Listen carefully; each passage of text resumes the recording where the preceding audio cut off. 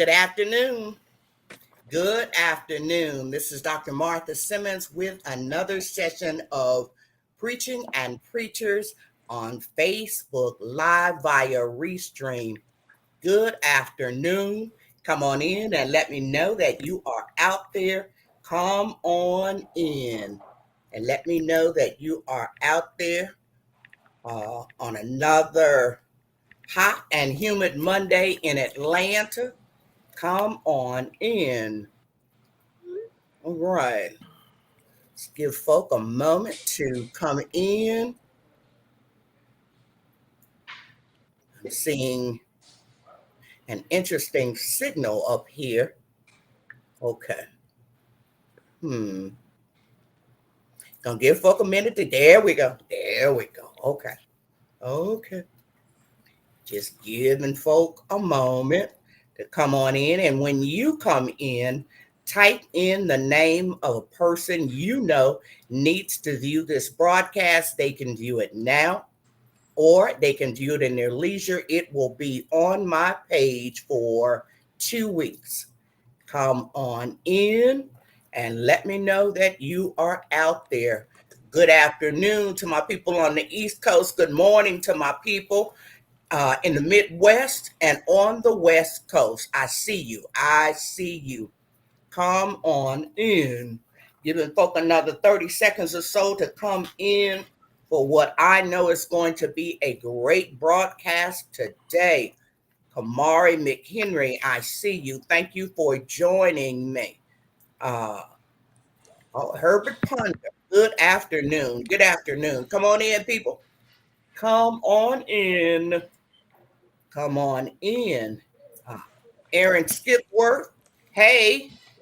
All right. Keith Granderson Jr., good afternoon to you, sir. All right. When you come in, type in the name of another person. Tell them they can jump on and view it now, or they can view it. Somebody is shouting out their pastor. All right. All right. Thank you for doing that. Okay. All right. People are coming in. There we go. Let's go ahead and get started.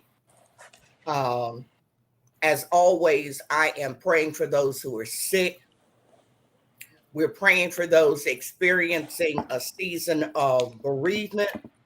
Especially, I'll be praying for the family of Sonia Massey and those 2 kids, her 2 children and her family. We are praying for them. And I'm praying for all of those who are involved in doing election work. We're praying for this country. A couple of quick announcements. On August 2nd, Friday, August 2nd, the sessions begin for Can You Help Me Fix This Sermon?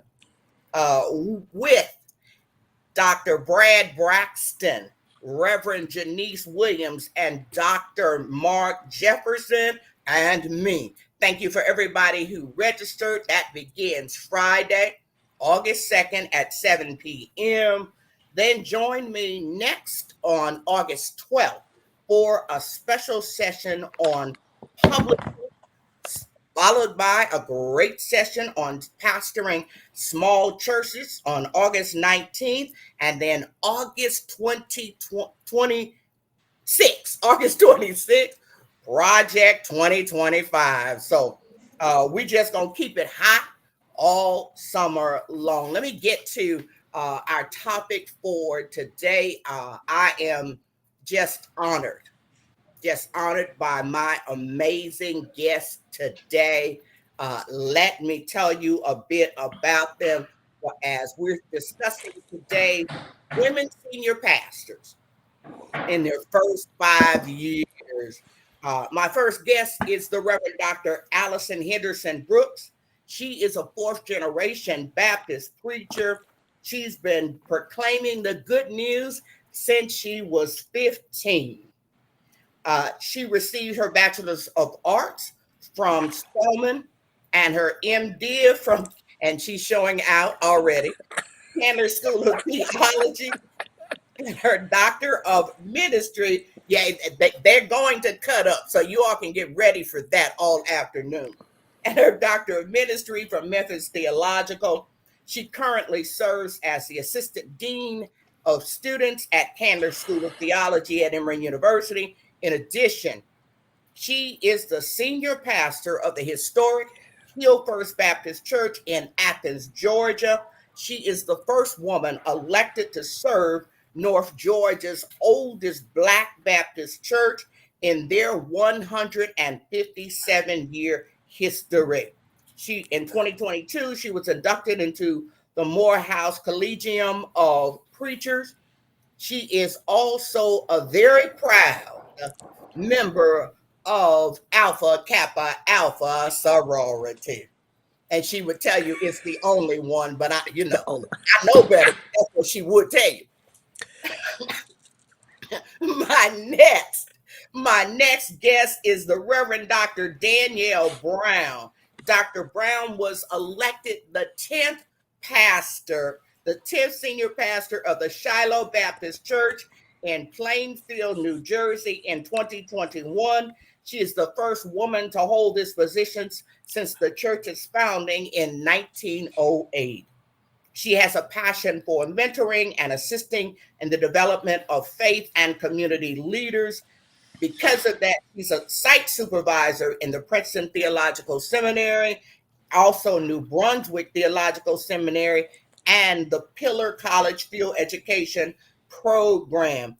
She is currently a co-mentor as part of the Pointer Brown Goodman Doctoral Fellows at United Seminary. She's also the secretary of the Hampton University Ministers Conference. She too is a proud member of Alpha Kappa Alpha sorority.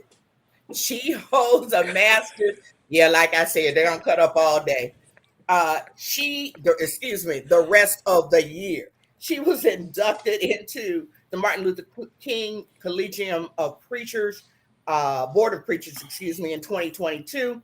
She holds a Master's of Education and a Bachelor's of Science from Virginia State University in Petersburg, and both a Master of Divinity and a Master of Arts from New Brunswick Theological Seminary. She obtained her Doctor of Ministry degree from Palmer Theological Seminary.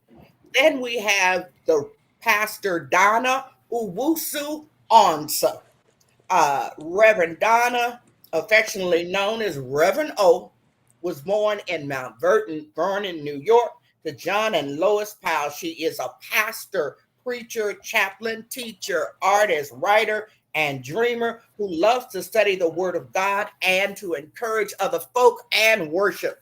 She has also served as the assistant to the pastor of the Bethesda Baptist Church and as a chaplain at Haven Hospice in Edison, New Jersey. She graduated from New York University with her Bachelor's of Science and from Howard University in 2004 with a Master of Fine Arts. She received the MDiv from Drew University, where she graduated top of her class. Reverend Ansah was elected the 7th pastor of the historic First Baptist Church of Englewood, New Jersey. She is the first woman to hold the position since the church's founding in 1893. She's also the first woman called to serve as a pastor in a Baptist church in the city of Englewood, New Jersey. Founding creative director of Inspiring Creative Ministries. She's the author of Loves Regardless, 40 Devotions Inspired by Womanist Creative Thought. And she has also contributed to other publications. Last but certainly not least, the Reverend Dr. Anika Wilson Brown. Reverend Anika Wilson Brown, PhD, is a sought-after speaker on the topic of merging faith and psychotherapy. Dr. Anika skillfully crafts an approach to wholeness that embraces and imbalances both the science behind behavior as well as the spiritual solutions to healing. She is the lead pastor at Union Temple Baptist Church in Washington, D.C.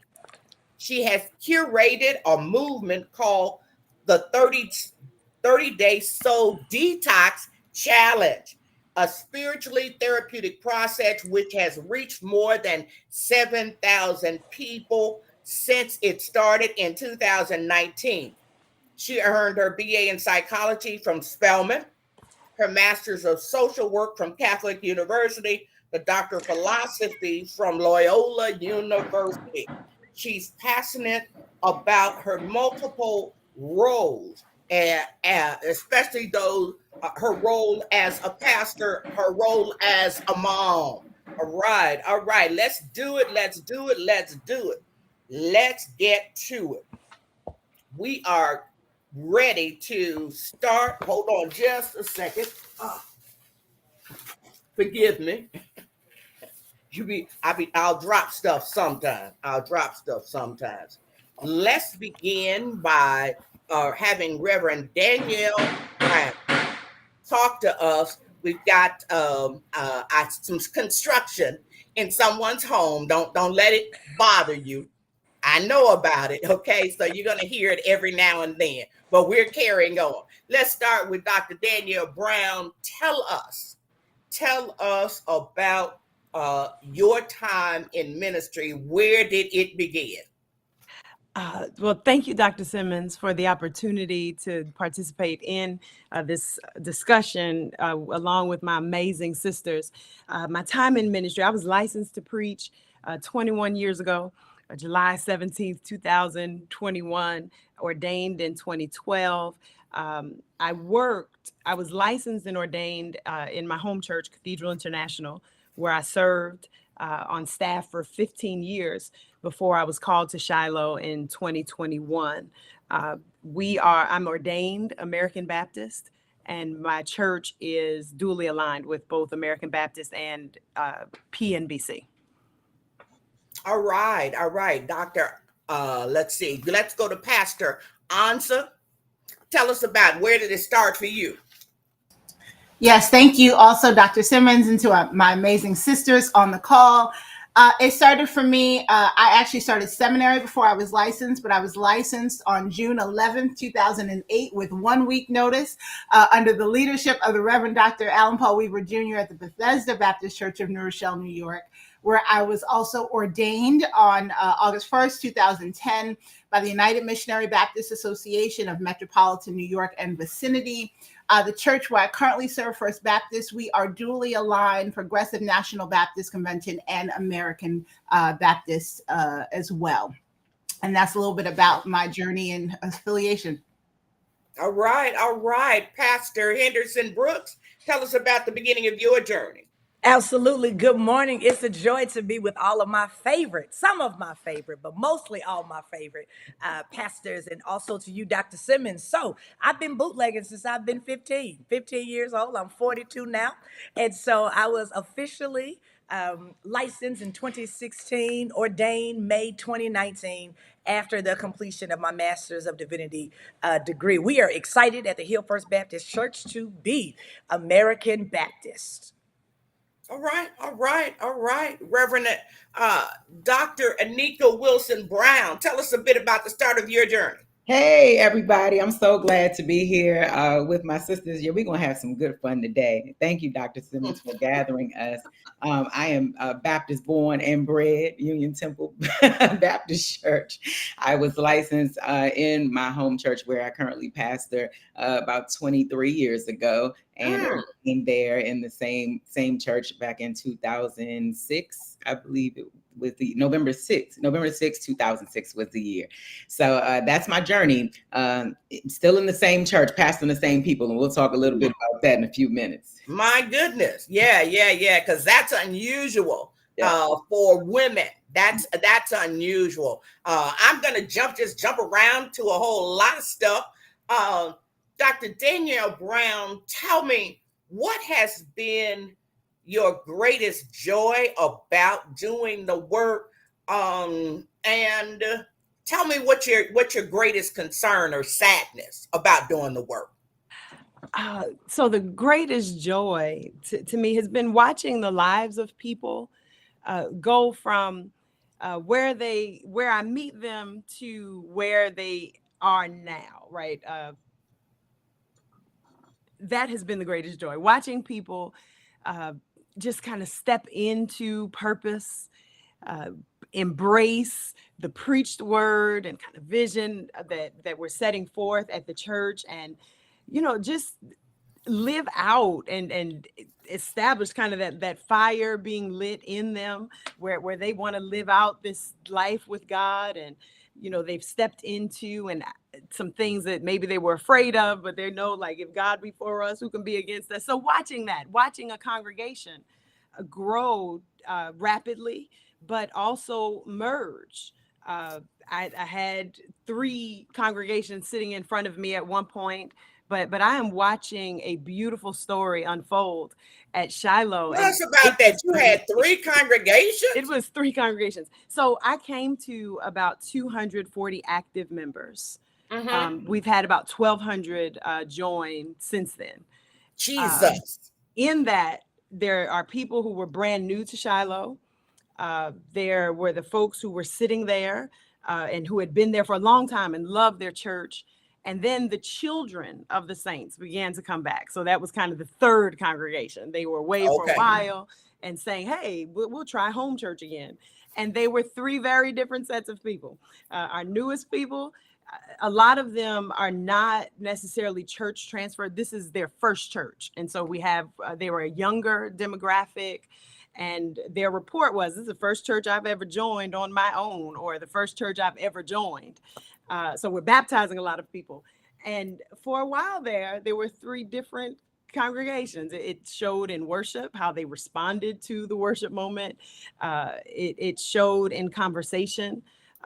There was this kind of season where there was like old Shiloh versus new Shiloh versus, and we're now watching all 3 of those groups gel and work together. They have become family. They're spending holidays together. Our young people who are relocating to the area away from their families. So that has just been a beautiful thing to watch, and just watch the church mature. Numbers are great, but I am watching people really, really grow in God and step into purpose, and they're doing it together.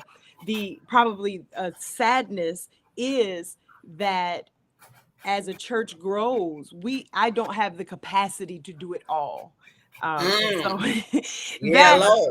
that makes me a bit sad, and that there are limits on how much you can lead people to water. You can't force, you can lead a horse to water. You can't force them to drink.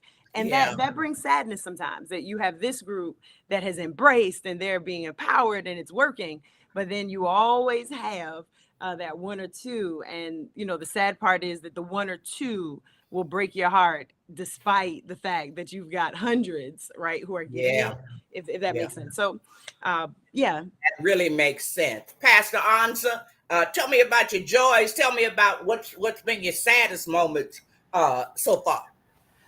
They're actually really connected. So I want to start with the sadness, if I can, because it'll bring me to the joy. When I entered, it had been 5 years of pastoral vacancy. Which is a long time. Yes, and so I entered a congregation, wonderful congregation. I love First Baptist Church. I am so grateful I'm here. It is an amazing church, amazing people. And there are some conflicts, some historical conflicts that were present. And so you walk into this culture where there are historical conflicts, and you come in and you're excited because you're on fire, you're ready to do all these things. And it's like, well, I'm not working with, okay. So that was the sadness. That was the challenge. And so the joy has been over the last 18 or so months, seeing the walls breaking down, right? And praise God. People working together and showing up for one another because they've caught the vision that God has for the church, and they're excited. And just being in relationship with one another. And so, Mhm. so that has been amazing to watch, the ways in which we've been able to do ministry together, because the walls have just come down, right? Mhm. And so that's been it. It's two sides of the same coin for me. Mhm. Mhm. So let me go backwards. So I got to the good stuff. Let me go back a bit, because you all, you're doing it, you're doing your thing. What people want to know is also, tell me a bit about the road you travel. How many churches did you apply to? Tell us a bit about the journey, Pastor Henderson Brooks. Sure, sure. May I also answer that first question, because it's going to Sure, tie sure, through sure, sure. together. One of the greatest joys in this season of pastoring and ministry are the daily reminders that God has not forgotten about me. That the prayers that I prayed at 21 and 25 and 27, that Hmm. slowly God is bringing those reminders and the manifestation that God heard them all, and God is working them together for my good. And so this road to senior pastoring, I've served as a youth pastor for a non-denominational church. I've served as a pastor of congregational care and young adult ministry at a Black Presbyterian church here in Atlanta. I've also served as an associate pastor for another historic church in the inner city. And so learning at every step, certainly the Lord used all of those different places to sharpen and hone all of the pastoral sensibilities that I have now. I've always been in bivocational ministry. I've worked, of course, many of you know, in corporate America with with trainings in revenue management and performance analytics for the hospitality industry. And so all of that shows up in this role of pastoring. In terms of how many churches I applied to, I thank the Lord for wisdom and or living in the American South, particularly in Georgia, with roots in South Carolina, that a woman pastoring a Baptist church is going to be few and far between, but yet trusting God all of the way. And so I applied to 3 churches. One of the churches is a historic, very historic Baptist church in the national landscape in Savannah, Georgia. I was a finalist, but I was in my second year of seminary. And it came down to, we want our pastor fully seminary trained. So that was one. The other church was in the Midwest. They sent my application materials back with a note to say that I must not have read the pastoral epistles, right? For me applying to their Yeah, church. yeah, yeah, And yeah. I was named in formal and informal settings in 2021 to be a successor for a church here in the metro area. COVID hit. And as we saw across the national landscape, that senior pastors decided that they would not retire, so that they didn't want to leave their people. And out of nowhere, thanks be to God for a God of nowhere, I get a call in July for Hill First Baptist Church, and it happened the old way, where someone called my name in a room where I was not. They Yes. revered the pastor, Dr. William Flippin and Dr. Ricky Flippin, and they sought me out. They saw everything I had on YouTube, unbeknownst to me, called me. We had a conversation, and God knew that this is where I was supposed to be. And so I thank God for all of the places where I've learned and grown, were groomed to grow in ministry, because they all certainly are working together for my good at the historic Hill First Baptist Church. All right. Okay, Pastor Anika, you can do the 2 questions as well. Your greatest joy these days, your greatest sadness, and then tell us about how you became the senior pastor where you are currently. Okay. What you go through. Listen, I'm already ready to shout off that God of nowhere she just talked about. I didn't know I where. believe it. Yes, I've seen him do it. I've seen him right. do it. Listen, because I'm really thinking about just this idea of divine positioning, right? Because really, when I think about my joy, my greatest joy, I would say, is this idea that I feel like on a daily basis, I don't know what in the world I'm doing because there's always the unknown, Yeah. and I am constantly being divinely guided through this process. Like, I am always feeling like God's got me, like God is directing me, Yeah. God is Yeah. leading me. And Yeah. even in those moments when I feel like I'm confused and I don't know what to do, I think the greatest gift and the greatest joy has been my sister pastor friends. All Because when right. I began to be elevated to this position, I said, God, I can't do this by myself. I don't have a whole lot of role models of folks that have done this successfully. And I began to pray for help, and help began to show up. And guess what? I started showing up to places where I didn't know nobody, and just started being present in rooms and started making these friends that I have right now, who I call my cohort of sister pastor leaders. And we all were elevated at the same time. So that to me has been my greatest joy, being able to journey into the unknown and walk along sisters who together we in this, we walk in and listen, God's gonna guide us through this. That has been so refreshing for me. And so that's been my joy. And the challenge has been this realization that patriarchy is so embedded in religious Jesus. that even in the church that I thought was so progressive and forward moving as far as pushing women forward, to have a woman as pastor was a whole different pill to swallow. That was earth shattering for me, to be sitting in the head seat, to now experience the awakening and awareness that, oh, whoa, I was good when I was preaching, but when I'm pastoring and leading, oh, you see me different. You challenging me in a different way. You're asking me questions and questioning my decisions in a way that clearly I didn't see you do for my predecessor. So that was painful. That was a tough pill to swallow for me, that I am still navigating through even to this point. And so my journey getting here was a succession process. I was identified as my father's successor. I went through a 7 to 8 year process of preparation after 7 to 8 years. Yes. Okay. It was a 7 to 8 year time of preparing me as he prepared for retirement. So it was a journey getting here, but I'm glad to finally be here. All right, Pastor Brown, tell us a bit about your journey. How did you end up at the church where you are? What you go through? People want to know some of those steps. Tell us about it. I was minding my business in the church that I was serving in. and knowing, had come to the place, the Lord called me to preach at 13, called me to ministry at 13 years old. And so I share often that this awareness of call is something that I have lived with for most of my life. I was serving at the church that I was born and raised in, and working, and I mean, it was great. So, but I knew that God wanted that manifestation of call. There was something shifting.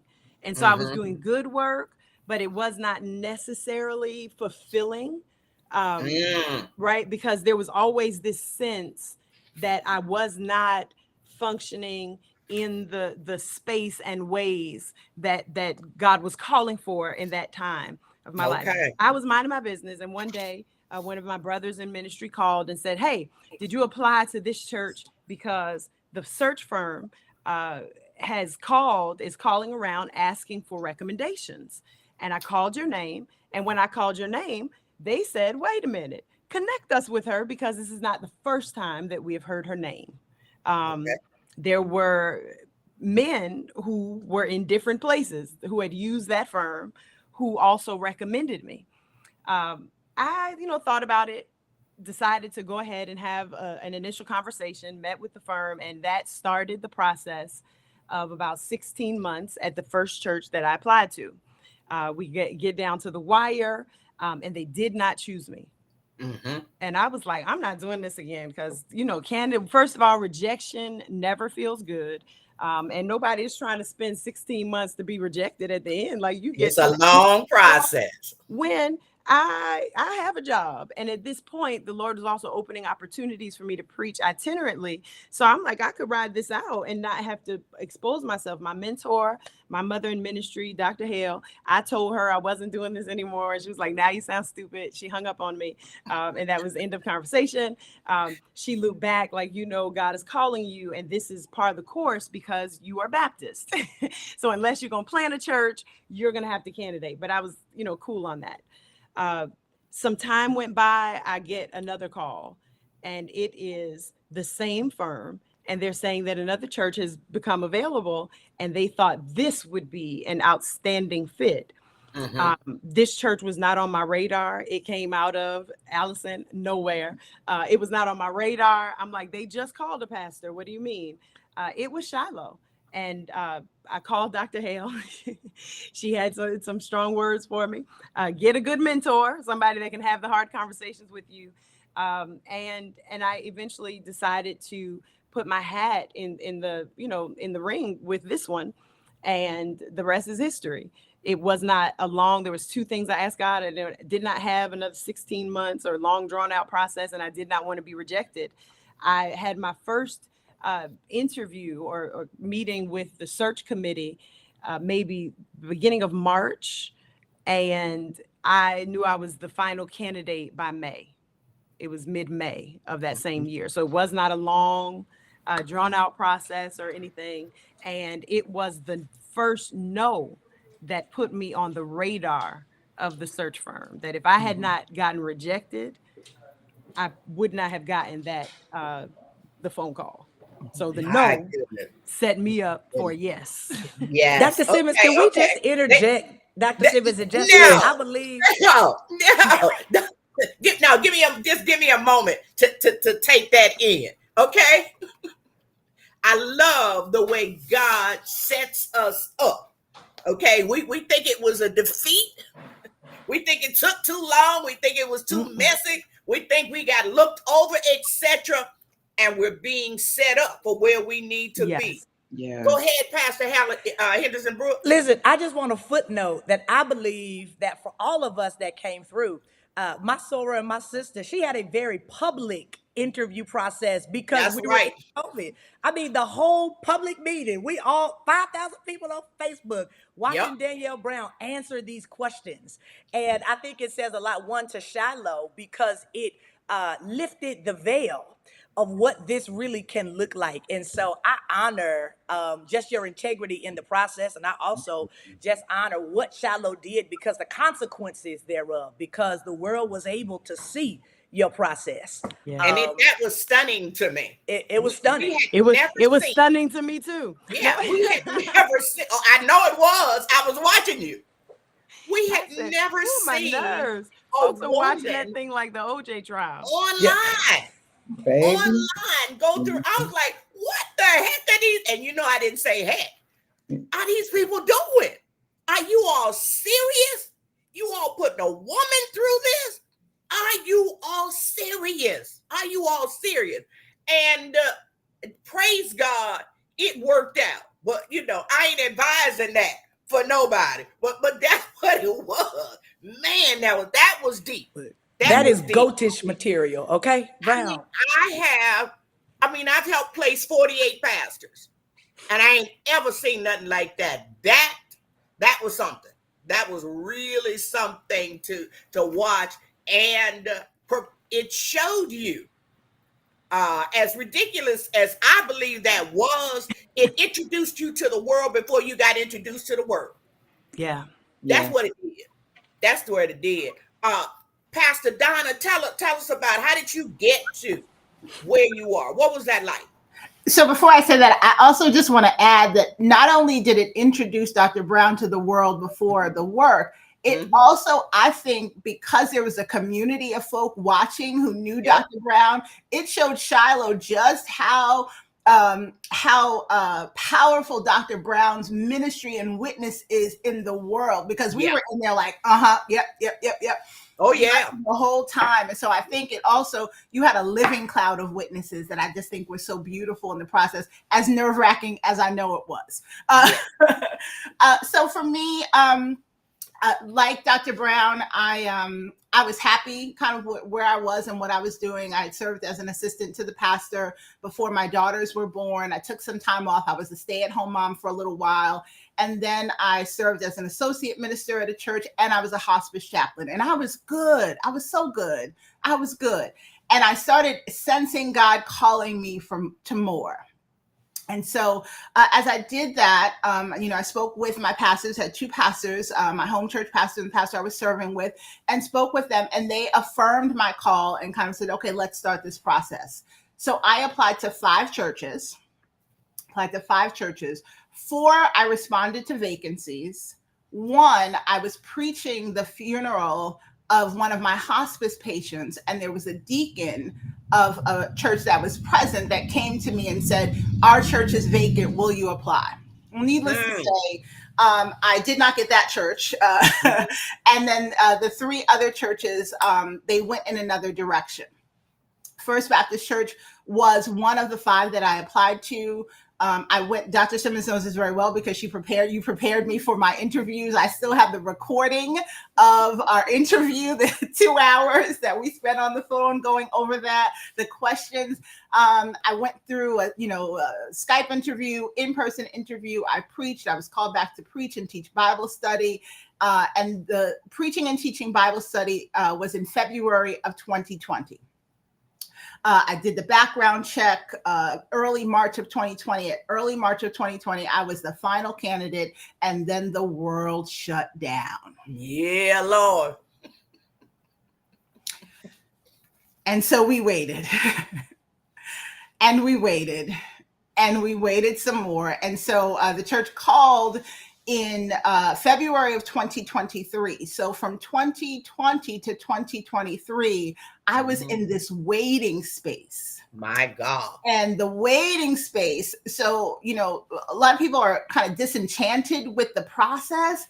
I wasn't disenchanted as much as I had just moments of impatience. Yes. I had moments of discontentment because some of the things that were going on in other places weren't doing what I needed them to do. Yeah. But also, if I'm honest, so now we're in COVID and we're having these great connections, and I'm seeing all of my sisters elevated. I'm also seeing brothers elevated and churches figuring out how to call a pastor in the middle of the pandemic. And I'm going, okay, what's happening? Why can't y'all figure this out? Why can't we figure this out?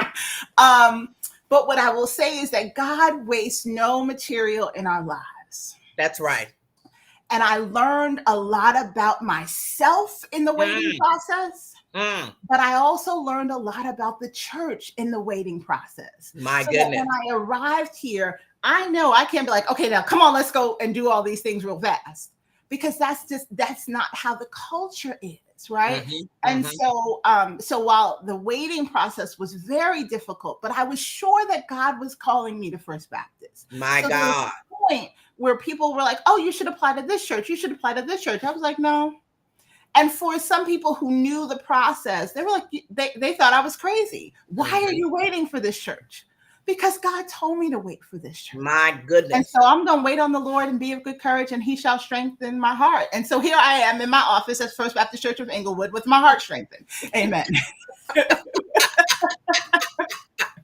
I know her story. My God, that was a long time, and God did it. God did it. Pastor Anika, what's a typical day like for a pastor? What do you do on a typical day? A lot of people think pastoring is certain things, and it's not. What's a typical day in your life as a pastor? What are your hardest kind of days, especially if you pastor? And I'll get to those. You might have a secular job. I don't think this is your case, but and those who have children, etc. What's a typical day? What are your hardest days? I do still have some of my practice going on the side, not as much as I used to be able to hold down. But I don't know if there is a typical day. Every day is different. Whoa. You never know what to expect, what your days will be like. We are an inner city church.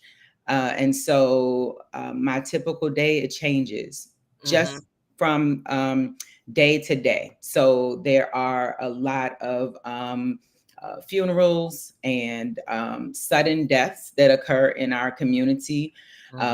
Sudden transitions. So there might be funerals that I need to prepare for, caring for families during the week. There's a lot of administration and behind the scenes in pastoring that can be overwhelming for me because I don't have a full administrative team and full staff and all of that. And so a lot of that work I have to juggle between doing administrative stuff. I call it being down in the weeds. I feel like I'm often in the week too much down in the weeds. And then when I get to Wednesday, Thursday, Friday, I'm like, oh my goodness, it's almost Sunday again, like managing and balancing that the office of the prophet and the priest, the pastor, with having to be the secretary, the marketing, and handle the, managing those things. So I'm doing all of that in addition to caring for my family, being there for my parents, being there for my husband, my children, and then still trying to take care of myself as well, right? I just got into the gym real hard. So that has become my priority these days. Because I was real off balance. I ain't gonna lie. The first few years of my pastoring, I put myself totally on the back burner. I totally was neglecting myself. I was working so hard not to let people down. I was overperforming, trying to please everyone. I felt so much pressure. I had to put my own counseling and mental health practice into overdrive. I had to go from seeing my counselor once a month to every week because I had so much anxiousness about my performance, particularly serving through that season of like transition, pandemic, all at the same time. It was really overwhelming. So I had totally forgotten myself. So now my typical day is like prioritizing myself, caring for the church, caring for my family, and not trying to make that even. Not trying to make that. Oops, I think I called you good. Okay, not trying to make that even every day, but juggling it and knowing that everybody is gonna get a different piece of me every day. It ain't gonna always look the same, and not being guilty about that. So Pastor Henderson, Brooks, what's a typical day for you? You're bivocational. You got a son, you got a husband. What's a typical day like for you? Absolutely. I think all of my days are atypical, but because we're all Baptists and I'm a good Baptist pastor, my days start early. I mean, early in the morning. My goodness. I wake up and seek She after didn't. God. So I did. I had to. It's Monday morning. And so I work 7 days a week, right? And so what is interesting to know is that door to door, Hill First is 2 hours one way away from our house. So that's a whole full stop right there. Emory is an hour one way from our house, and so I am always seeking to be productive. Reverend Sister, I do not believe in balance because balance will kill you. I believe in priority, that there are just some things that just will not get done. And so I am very regimented in my schedule in terms of how we manage things that go on at Hill First. I'm grateful because we have this ministry, and I call on the we that also make up the ministry that are there in Athens to help me share some of the load. I typically will not do a funeral during the week because I am working, and so when we do funerals, I let our congregation know that it has to be Saturday at 11, and we get 90 minutes from getting out of the car to being back in my car after the interment because our son is 13 and he plays year-round baseball, and I have to show up at some point, right, to those things. Sunday morning, I'll talk about Sunday morning. I'm usually up at 4. My dinner is cooked and on the stove. My lovely husband is Jamaican, and so before I get on the road to Athens, our dinner is done. Somebody say, praise be the name of the Lord. Oh my goodness. And then we drive to Athens. We leave here at 7 o'clock. We get there at 9. If I am doing any hospital visits, they happen before I get to church. So they happen between the 9 a.m. and the 10 a.m. hour. We go to church, do everything that we have to do. hug, kiss, preach, love, talk to my trustees, and we're always back in my car at a drop time at 1 o'clock so we can get back here at 3 because it's a family thing. And so because of the distance, I am always taking into consideration our family time and our rhythm. I will tell you though, practically, while I'm also at work, I do block my calendar for the last 45 minutes of my day.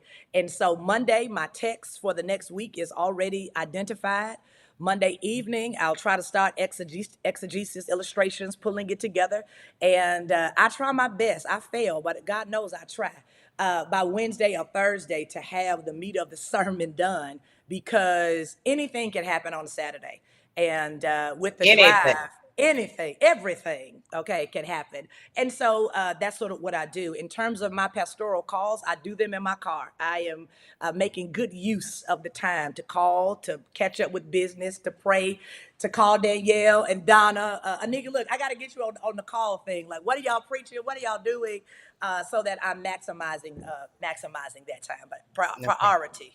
There are some days clothes don't get folded up. There are some days people don't get called. Folding clothes, you still do that? Listen. The world is about to find out. AJ is about to be awarded the gift of laundry in 2 And weeks. folding clothes. And folding and putting them up. Don't just fold them, put them up. That's right. So yeah. Pastor Brown, tell us, we know that days are not typical, but I also know, especially for women, when you start out, especially in those first 5 years, there's a bunch of things that they tell you, don't do this, don't do this, and do this, and don't do this, etc. What they tell you. So people had a lot of advice. Mm-hmm. And what I found is that you have to know the context you are going into, right? So people say, don't change anything. Don't do this. Don't do that. Be careful. And there was a lot of advice, like be ready to fight those people, right? And that was kind of the advice. And we've talked about it, Allison and Donna, right? And Anika, right? We've had this conversation. Like people were getting me ready to be in there. And I'm like, now I had to uproot my life to go fight with people. And that, you know, but that's not what I found at Shiloh. So I made a conscious decision before I started to even limit who was giving advice. Thank you, It did start to get to this place where it was like, there is so much riding on this transition. Yes, Lord. I can't have that negative. So I limited advice to people who were doing this work and doing it well and had a good report about their own churches. I know that's right. The folks that always were complaining about their church, you can't talk to me right now because there's a whole lot riding on this transition, and I want to do it well. So also, Dr. Simmons, I'm a pandemic pastor. So the Sunday that I went to preach my candidate sermon was the first time Shiloh had people in the sanctuary since the shutdown. Okay. Outside of essential personnel. They also did not have anybody else in there until my first Sunday in October. So there were some ways that the pandemic changed the rules. Yes. There were some things I could not wait to change because we didn't have that, we didn't have that time. that there was no time to make or to not make adjustments or just be stagnant and kind of go along as it was. They went from seeing 200 people to when my first Sunday, we were at over 400. That was the first week. And the trustees came back to me like, wait a minute, what about our COVID protocols? And I'm like, well, we're not going to turn people away. Like we need a momentum. And then it never stopped. So there was that, which meant that something that wasn't on the radar was changing the whole new members process. Yes. We didn't even anticipate that people were going to start coming as quickly as they did. And so I had to take that whole ministry from under Christian education and make it a standalone ministry and go from several classes and several weeks to one class, so we made those adjustments as we went. I think to answer your question very specifically, people told me a lot of things. Sure. But once I got in that context, I realized that the most important thing for me was to get to know this church. Have the conversation. Now, I didn't wait until I started. I started having the conversations with people the day after I was elected. I started calling people, having biscuits at Red Lobster with the, the oldest members, things like that, so that I could find out about the church's journey. Tell me where the landmines are. Tell me, what some of the patterns have been in pastoral transition, because they had been through about 3 of them. Some of the people that I met with. And so I knew those things. I also had a roadmap from the work that the search firm had done with them that spoke to their priorities. And in order for us to meet what the church said were their priorities, there were some things that we were going to have to change. I realized that, Todd Bolsinger in Canoe in the Mountains talks about how people will follow you off the map when first they touch you on it. Right. And so I learned that inquiry is not disrespect. That's right. When people have asked questions, I don't take that personal. Now, your inquiry and you telling me how you feel, it doesn't mean you're going to walk away with what you want. Yes. But I can provide you dialogue that helps you to have some level of clarity, because it's in that clarity that we also build some trust, even when you don't get what you want. And so those things have been helpful. Nobody told me that on the front end. It was more like, you are the pastor, and so go, you go in there. And no, I found that relationship precedes adjustment. It was get to know those people. Gives you rope, and then you govern yourself based on that church. How about you, Pastor Donnal? What was it going in? What was it like for you? So, I know everybody told you things not to do, but what was that like for you? Yeah. So same thing. Don't change a thing. Don't change a thing for at least a year. But with a pastoral vacancy of 5 years and COVID, I couldn't afford not to change anything. Yes. Right? Yes. So the way I approached it was to be very strategic about what was changed, was to listen, keep my eyes open and look around and sense what was going on in the congregation, what the congregation needed. I also needed to build up some social capital to make some changes, right? And so there were some things that maybe I wanted to change, but didn't have the social capital to change. There were some things I had the social capital to change that I needed to change that we could change right away. For example, Bible study, just re-implementing Bible study, because church had not had Bible study for so long. New disciples orientation. There had not been a process for new disciples in a long time, and a couple of other things. What helped me, so in my first few months from Holy Saturday was my first, I started on the first Sunday in March. Holy Saturday was my first homegoing service. And between Holy Saturday and mid-July, I had 8 homegoing services. Jesus. 2 members, 2 former members who had moved away, and then 4 family members of members. So I had 8 funerals between March or beginning of April and July. The natural result of those funerals was that I was able to gain the trust of people, because I worked with them very closely in relationship, in caring for them. And other members of the church were able to see that and say, oh, wow, she really cares about us. She cares what's happening here. She doesn't want to come in and change things just to change things, but she's invested in us. And so that bought me some social capital to be able to make some changes that I may not have otherwise been able to make.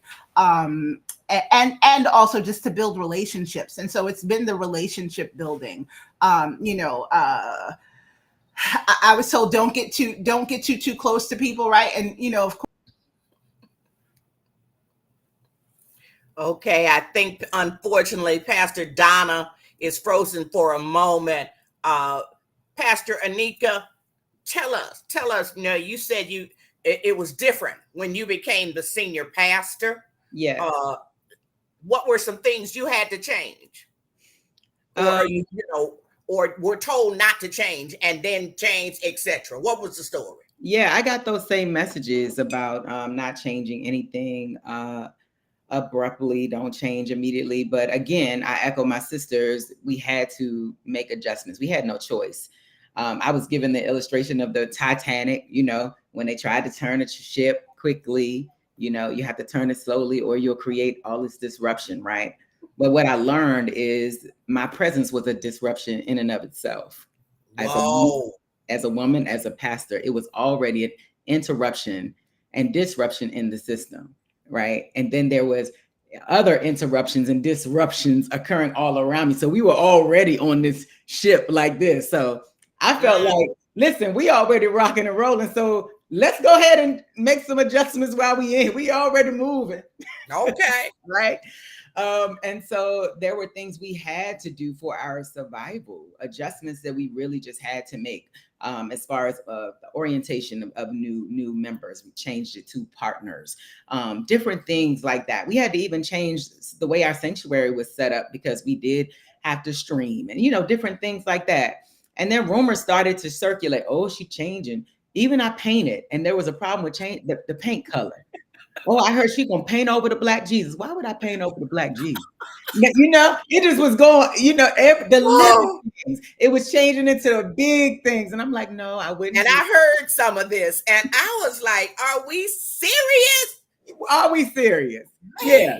No, the paint was dull. I just needed to refresh it. I'm not going to carry that on over and cover Black Jesus up. Why would I do that? Those kind of rumors, because someone actually called me and said, do you know, because of course I'm supposed to know what every woman preacher in America is doing if they're Black. Do you know there's a woman preacher that's about to paint over a Black Jesus in her church? Craziness. And see, this is how long I've been getting these calls. So I said to them, wait a minute, are you a member? Now I knew they're a pastor. I knew they weren't a member. I said, are you a member of that church? Does your mama, daddy, sister, brother go to the church? It was like, now you know better. You are a pastor. Stop acting like you believe the stupid stuff. But anyway, go ahead. Go ahead. That Black Jesus thing was funny to me. Go ahead. Yeah. And so I had to get familiar with this notion that there would be those kind of conversations, right? Yeah, there would be, and I could not allow that to interrupt, my forward movement. Yes, have the conversations, build the social capital, right? Talk to the people, engage them, begin to share with them some of the ideas, talk to the small groups, find out what the sacred cows are. What are those things that are so important to the congregation? And to have those conversations with them. But within myself, I had to understand that everyone was going to be disoriented because the change, it was disrupting. Right. Yeah. And so everything, again, like Dr. Danielle said, wasn't about me. It wasn't necessarily a resistance to me. And I couldn't be offended by that because the congregation was grieving a change, grieving, transition. And so I had to step back and do my own work to not be offended, but keep moving forward at the same time. Yeah. Right? Yeah. To not let it stop the progress, but also not be in my feelings about everything. And, do the work of having the continual conversation, but also being willing to walk away from those conversations saying, yeah, we talked and we're still going to move forward. And yes, yes, I listened to you. Yeah. And I'm going to go ahead and do this. Pastor Henderson Brooke, because we've only got 5 minutes, I need to ask you a different question. Tell me about your skill set in the first 5 years. Now, tell me about your skill set. What have you discovered you need to strengthen? Yeah. And so quickly in 5 minutes, one is rest. Whoa. Water, sleeping, being quiet, rest, because without it, I will give out, right? Mm-hmm. And I also believe quickly too, in picking up with this interruption and disruption of a congregation that's 157 years old, that's never had a woman pastor, to go in and live into systems that were not created for me is not only malpractice, but it is counterintuitive to my womanist hermeneutic of flourishing. And so I have to rest. Go, is not going to work. It's not going to So work. that is what I've got to strengthen as we continue to move forward. So Pastor Danielle, what in terms of your personal skill set, what do you Yeah. what do you need to strengthen? So I think one of the areas that I just keep tinkering with and wanting to kind of grow for more language is finance. All right. And not so much, obviously I know how to read numbers and I know how to budget, but I want to be able to project and figure out just some other ways of making projections, but also determining investments and things like that That's to good. grow the wealth Yeah. of the church. So some more acumen. I'm an educator and a clergywoman, and as you see, all 5 of my degrees are in that area. But I want more professional language and know-how into economics and finance. That's important. Amen. So that Amen. That's big. Pastor Donnal, well, what skill set? What is it that you want to work on and strengthen? I would say for myself and for the congregation would be justice work for us. Okay. Yeah, Nanny Helen Barrows said any church that exists in a community that isn't positively impacting its community doesn't really deserve to be there. I'm paraphrasing her words. And so I want to move us beyond just charity, but really doing the work of justice on a local, what's going on in our community, but then also on a global scale as well. Pastor Anika, what skill set? You got multiple degrees doing multiple kind of work as a senior pastor. What skill set do you need to improve? So DC is changing so quickly. We used to be a neighborhood church, but we quickly turned into a commuter church because of the displacement and gentrification that has occurred very rapidly around us. So I feel like we need to reorient ourselves. We committed to staying in DC. Whoa. But we have land around us. Feel the need to develop multiple streams of income, learning how to develop the property that we have, how to develop my financial and business acumen. I want to develop that boss side of myself, right? All right. Manage that and develop that property so that we can have some more income and really build more community around business structures and wealth building for Black. All right. I'm going to send you both some information. I got a group that's looking for what Pastor Danielle wants and one for you, Pastor Anika. We're out of time, but I'm going to go ahead and ask the question anyway. Let's see if y'all can go quickly. Pastor Danielle, give me one piece of advice for those who want to become senior pastors. And it can be advice about a search process, what to do in your first year, how to take care of yourself, anything. Give me one piece of advice you want to give to people. So one piece of advice is not two. Work on your people skills. Yep. You cannot pastor people if you're not good with people. Say it. It won't work. And so I would say work on your people skills where you are now. So that when you're in the deep end, it doesn't come back to your deficits in that area. Do not come back to bite you or hinder possibility. Work on your people skills. That's big. Work on your people skills. That's big. Pastor Anika, one piece of advice. I would say be yourself. There's nobody like you. Nobody can preach like you. Nobody can show up like you. I think I spend so much time comparing myself to others. And that's a thing for women pastors, preachers. And it's because we've been pushed down so much. So be yourself, show up as yourself, know that you are unique, right? And what you have to offer, nobody else can offer it. So don't shy away from that. I think that your uniqueness is your superpower. Amen. Amen. Pastor Don, what's that one thing? A preaching calendar will bless your life. It will. Get a preaching calendar. I work with Reverend Dr. Raquel Letson to think about the vision for the church, the theme, and plan out the whole year, and so that when life happens, we know where we're going. A preaching calendar, bless your life. That's it. All right. I've said that on at least 2 or 3 different broadcasts. I definitely believe it. You know, I could talk to y'all for another hour at least, but Pastor Anika's like, no, you can't. I got work to do. Doc, you gonna let me appreciate it. tell my advice, Doc? Oh, okay. I'm sorry. I missed you. I'm sorry. Go ahead. No, listen, no worries. Borrowed advice from Danielle Brown when I was we were both in our process. One, there is a place.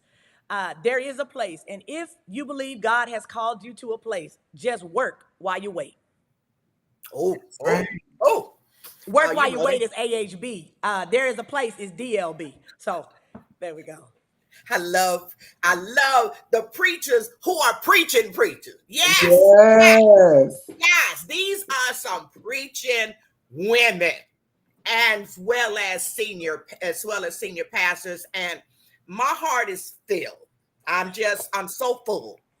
I'm so full just watching you all doing what you're doing it well. And I am honored that you all would take time out of what I know you could be doing on a Monday, resting. So much.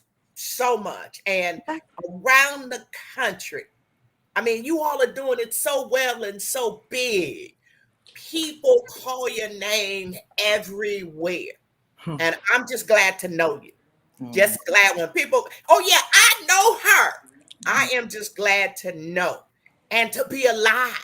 Yes. And to be alive to see sisters doing it like this. The old folk used to say, for this I prayed. Mm-hmm. For this I prayed. For this I prayed. Yeah. God bless each of you. Thank you for hanging out with me. And I'm telling you, I mean, I'm watching the comments. Folk have been helped. Amen. Folk have been helped. Thank you to everyone for joining me today. Again, we start August 2nd for Can You Help Me Fix This Sermon at 7 p.m. Yeah, registration is closed, but over 150 people did register. We start on August the 2nd. Finally, as always, thank you for hitting my Cash App. Love my work 123 as an independent scholar. And last but not least, and I always say it, share the video. Yeah. It won't cost you anything. You know this is going to help somebody. You can type in somebody's name right now. This is going to be up on my page for 2 weeks. Share the video. Women of God, God bless each of you. Each of you. Love y'all. Love y'all. Love y'all back. Thank you. Have a great week.